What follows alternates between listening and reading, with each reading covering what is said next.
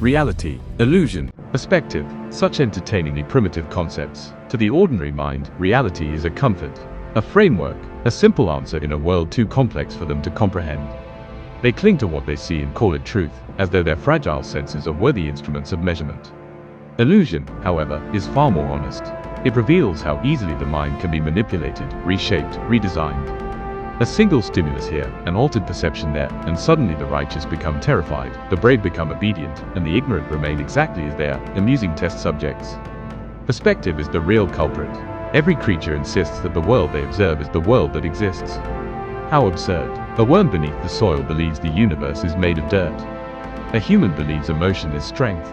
And a villain, they simply believe their perspective is the only correct one. Change the vantage point, and heroism rots into madness.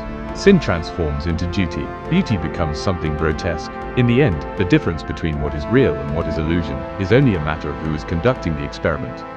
Now then, shall we continue our little observation of monsters and men? Reality is merely the victor's perspective, engraved into history. Illusion is the dream of those too weak to shape that history themselves. And perspective, that is where power truly resides. The masses cling to what they are told is true. They fear uncertainty, so they choose the comfort of limits. They label what they cannot understand as madness, and worship what they are instructed to admire. Their hearts are shackled by expectation, their minds confined by invisible walls. I once believed that reality was unbreakable, a single path, a single truth, but I was wrong. Reality is a fragile reflection of what our hearts choose to believe. A single illusion can change everything we see, everyone we trust, and everything we are willing to sacrifice.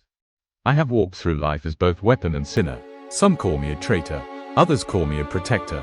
Neither is wrong, neither is right. My story is a reminder that sometimes the world forces you to choose between two evils, and still demands you smile when you bleed.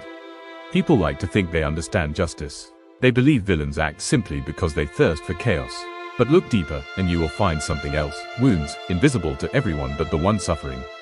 In another world, demons rise against humanity.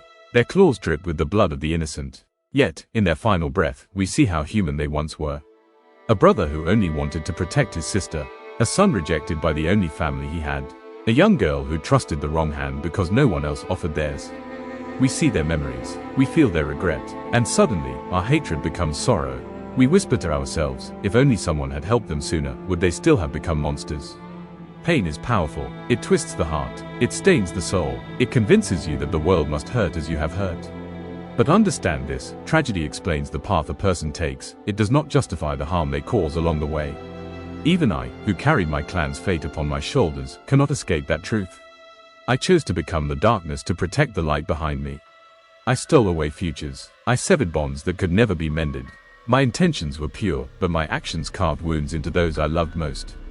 This is the burden of perception. A savior viewed as a destroyer, a protector labeled a villain. And every silent night, I questioned whether my illusion of peace was worth the reality of pain. Perspective is everything. A demon slayer sees a monster. A dying demon sees the child they once were. A village sees a traitor. A brother sees the person he admires most. Who is right? Who decides? Some demons choose darkness because they believe it is the only place left for them. Others choose darkness because they fear the light will expose their flaws and failures. And some simply never knew love at all. We mourn their suffering, but we cannot forget the suffering they created. Empathy must never erase accountability. Compassion must never silence justice. There are moments in life where your heart will plead for mercy, yet your duty will demand you act. These moments are the true test of who you are. Not the pain you endured, but the strength you wield to prevent that pain from spreading. You must learn to see with clear eyes. The world is not kind, but it is not hopeless either. Every day we make choices, and every choice becomes a step toward becoming hero or monster. Reality is harsh, illusions are comforting, but illusions only delay the truth, while reality forces you to grow stronger. Remember this, even monsters can cry, even heroes can fall, even the strongest hearts can break. But what defines us, what truly determines if we rise as protectors or fall as demons, is what we choose to do with our pain. So when darkness calls your name, do not answer with hatred. Do not repeat the cruelty that broke you.